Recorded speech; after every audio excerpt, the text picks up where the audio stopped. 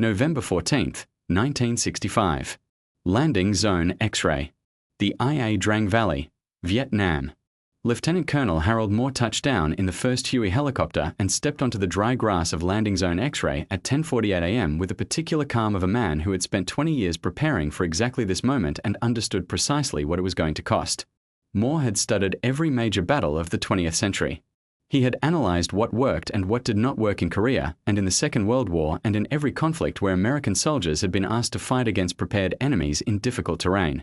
He had developed his own philosophy of infantry command that centered on three principles that his men had heard often enough to recite from memory. I will be the first one off the helicopter. I will be the last one to leave the field. I will leave no man behind dead or alive. He had promised his men those three things and he intended to keep them.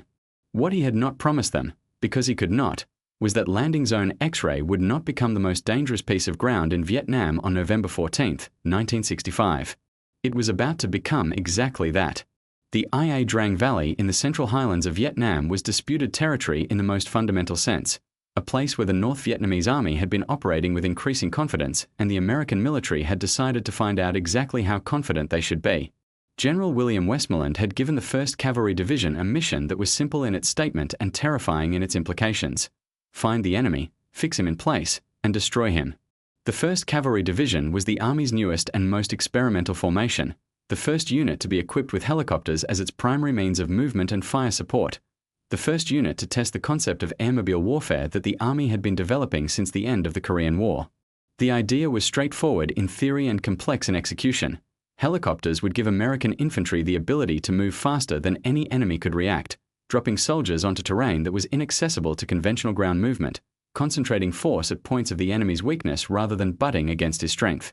The Ia Drang Valley was the first test of whether airmobile warfare worked against a prepared enemy who was expecting it.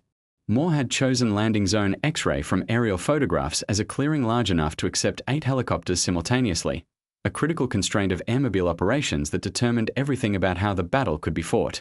8 helicopters could deliver about 80 soldiers per lift. Moore had 395 men in his battalion. Getting them all onto the landing zone would require multiple lifts over several hours, which meant that the first soldiers on the ground would be heavily outnumbered for the first hours of the operation. Moore understood this and planned for it. What he did not know, what the aerial photographs had not revealed and what his intelligence briefings had not adequately conveyed, was that Landing Zone X-ray was at the base of the Chu Pong massif, a mountain complex that was the staging base for 3 North Vietnamese Army battalions totaling approximately 1,600 soldiers who had been waiting and preparing and training in those mountains for weeks. The North Vietnamese commander, Lieutenant Colonel Nguyen Giap, had his own philosophy of fighting Americans. He had studied American military doctrine and American equipment and American tactics with the attention of a man whose life and the lives of his soldiers depended on understanding his enemy accurately. He had concluded that Americans were most vulnerable in the first minutes of an airmobile landing, when the soldiers coming off the helicopters were disorganized and the helicopters had not yet departed and the forces on the ground were too small to establish a proper perimeter. If he could hit an American landing zone in those first minutes with enough force, he could destroy the landing force before it could be reinforced. He had 3 battalions on the Chu Pong massif. He intended to use all of them. Moore's first lift came in at 10:48 a.m. and immediately began the process of establishing a perimeter and sending out patrols to determine what was around them. The grass was dry and the air was hot and the clearing was silent except for the fading sound of the departing helicopters. For the first few minutes, Landing Zone X-ray appeared to be what the photographs had suggested, a quiet clearing in difficult terrain. Then Sergeant Jack Gell's patrol, moving through the brush north of the landing zone, made contact with a North Vietnamese soldier who told them, through an interpreter, that there were more soldiers up on the mountain than they could count and that they were coming down. Moore had time to deploy his first 2 companies and request additional helicopters before the attack came. The North Vietnamese assault hit the American perimeter from multiple directions simultaneously at 12:15 p.m., 1 hour and 27 minutes after the first helicopter had landed.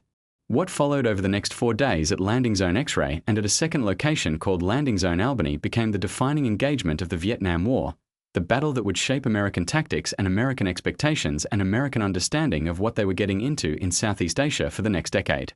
The fighting at X-ray on the afternoon and evening of November 14th was the closest thing to total warfare that Vietnam produced. North Vietnamese soldiers who had been trained and equipped and motivated by years of preparation pushed against Moore's perimeter with an aggression and a tactical sophistication that American forces had not encountered before in Vietnam. These were not guerrillas. They were regular army soldiers fighting with coordinated tactics, maintaining unit integrity under fire, exploiting weaknesses in the American perimeter with the practiced skill of men who had been fighting, in one form or another, since the war against the French. Moore's left flank, defended by B Company under Captain John Herron, was hit by the first assault and almost immediately found itself in a situation that training had prepared for in theory but could not fully prepare for in practice. The North Vietnamese were close inside the range where artillery support was effective, and the close fighting that resulted was of the kind where the advantage shifts minute by minute and survival depends on individual decisions made in fractions of seconds. Second Lieutenant Henry Herrick led his platoon in pursuit of a group of North Vietnamese soldiers who appeared to be retreating north of the landing zone. The pursuit was aggressive and it was a trap. Herrick's platoon was surrounded and cut off from the main perimeter. 30 men in a small perimeter on the side of a hill with North Vietnamese soldiers on 3 sides and the landing zone a world away. Herrick was killed early in the engagement that followed. Sergeant Ernie Savage took command of the platoon and held it together through a night that the survivors would spend the rest of their lives trying to describe accurately. 29 men in a small perimeter, surrounded, with approximately 100 North Vietnamese soldiers attacking continuously, with no resupply and limited ammunition, in darkness that made coordinating defensive fire almost impossible. They held. They held because Ernie Savage knew what needed to be done and did it, and because the men with him were soldiers of the 1st Cavalry Division who had trained hard and who understood that the alternative to holding was dying and that dying was not acceptable. Artillery was the thing that saved the perimeter at Landing Zone X-ray on the first night, the thing that made Moore's defense possible when the numbers said it should not have been possible.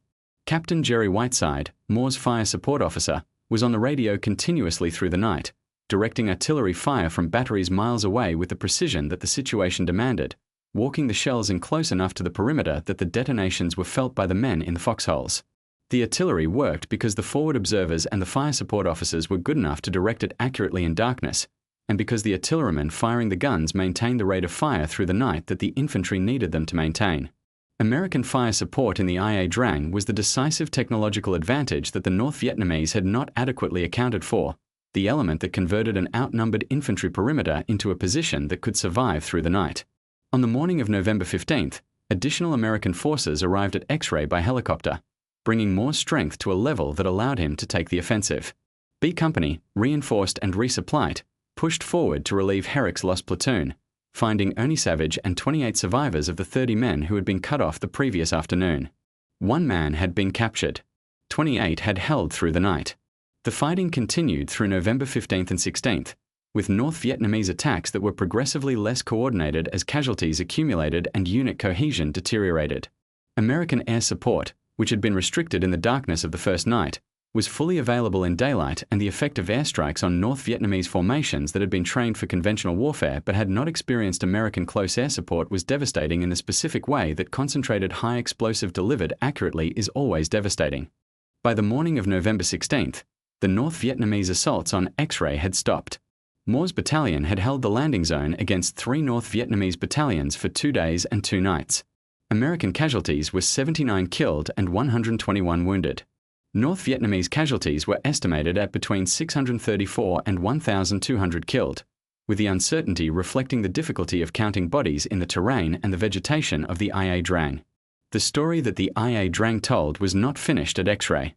On November 17th, the 2nd Battalion 7th Cavalry was ordered to move from X-ray to a new position called Landing Zone Albany, approximately 4 miles through the jungle. The movement was conducted in column through terrain that offered no visibility and no protection, and it was observed by North Vietnamese forces who understood what an American infantry column in the jungle represented. The North Vietnamese attacked the column at Albany simultaneously from multiple directions, hitting the head and the tail and the center in a coordinated ambush that the column had no formation or terrain to defend against. The result was a battle that was fought at ranges measured in feet, in undergrowth so dense that soldiers could not see the men who were killing them, in conditions where the coordinated defensive response that training specified was impossible because the situation did not allow coordination. American soldiers at Albany died in ways that the Army's official histories would record with clinical precision, and that the men who survived described with a raw honesty that no official record could capture. They fought alone and in pairs and in small groups that formed from whatever men happened to be near each other when the attack began, without the unit integrity that made conventional tactics possible, depending entirely on the individual courage and the individual initiative that are the final residue of military training when everything else has been stripped away. Captain George Forrest, commanding a company of the 1st Battalion 5th Cavalry in a separate action near Albany, led a relief attack into the ambush to reach the surrounded battalion, an action that cost his own company heavily, but that reached and helped stabilize the situation at a moment when the situation was close to catastrophic. The Battle of Albany lasted through November 17th into the early hours of November 18th. American casualties were 155 killed and 124 wounded, the highest single-day casualty total for an American unit in the Vietnam War. North Vietnamese casualties were estimated at 403 killed, though the same uncertainties that affected the X-ray count applied at Albany. The Battle of Ia Drang was over. Both sides had learned things that would shape the war for the next decade. The North Vietnamese learned that American firepower, particularly the artillery and the air support that could be concentrated on a small area in a very short time, made the kind of large-scale conventional assault that Nguyen had attempted at X-ray extremely costly. The tactical conclusion that General Vo Nguyen Giap drew from Ia Drang was that North Vietnamese forces should fight at close range, staying inside the minimum safe distance for American artillery and air support, making the battle as intimate and personal as possible to reduce the American technological advantage. It was a tactical conclusion that shaped every subsequent major battle in the Vietnam War. The Americans learned that the North Vietnamese Army was a capable and disciplined conventional military force, not the guerrilla enemy that some American planners had expected. The men who had attacked X-ray had fought with coordination and aggression that reflected years of training and a willingness to sustain casualties that exceeded anything American military doctrine had prepared its soldiers to expect from an opponent. General Westmoreland drew from Ia Drang the conclusion that the attrition strategy, killing North Vietnamese soldiers faster than they could be replaced, was working. The kill ratios at X-ray and Albany seemed to support this conclusion. They did not fully support it, because the conclusion required that the North Vietnamese response to high casualties would be to reduce the level of fighting, and Giap's response was the opposite, to continue fighting at a tempo that he believed America's domestic politics would eventually make unsustainable regardless of the kill ratios. Both sides were right about something. Both sides were also wrong about something. The Ia Drang was the beginning of a war that would last another decade and cost 58,000 American lives and demonstrate, at a cost that the country is still accounting for, that military power alone cannot resolve political conflicts that military power did not create. But at Landing Zone X-ray, on the afternoon and evening and night of November 14th and 15th, 1965, the military dimension of what happened was as clear as it ever gets in war. American soldiers, outnumbered 3-1, in their first major engagement against a prepared enemy in Vietnam, held their ground through a night that should have destroyed them and were still there in the morning. They were still there because Harold Moore kept his promise and was the last one to leave. They were still there because Ernie Savage held his platoon together through the night with whatever he had. They were still there because Jerry Whiteside walked artillery shells onto North Vietnamese formations close enough to the perimeter that the men in the foxholes felt the ground shake. They were still there because the 1st Cavalry Division had trained hard and believed in what they were doing and understood that the men beside them needed them to hold. They held. The perimeter held. The morning came and the helicopters came and the battle continued. And in the end, the North Vietnamese battalions that had come down from the Chu Pong massif went back up it with a fraction of the men they had brought down. Moore wrote about the battle in the book he co-authored with Joseph Galloway, who had been a young UPI reporter at Landing Zone X-ray and had fought alongside the soldiers he was covering. The book was called We Were Soldiers Once, and Young, and the title came from a poem by an English poet but expressed something that the men who had been at X-ray understood immediately. They had been soldiers at Landing Zone X-ray. They had been young. Most of them still were young, in the way that 20-year-olds are young even when they have done things that age a person beyond their years. They had held the perimeter. They had kept their dead. They had brought out their wounded. Moore had kept his promises. That was the Ia Drang. That was the beginning of the American experience in Vietnam, the moment when the abstract conflict became real and personal and deadly, when young Americans found out what they were made of in the most direct way that question is ever answered. They were made of the same thing that American soldiers have always been made of, the particular combination of training and discipline and individual courage that produces men who hold a perimeter when the numbers say they cannot hold it and come home in the morning to fight the next day. They were soldiers once and young. They held the line at Landing Zone X-ray. That was enough. That has always been enough.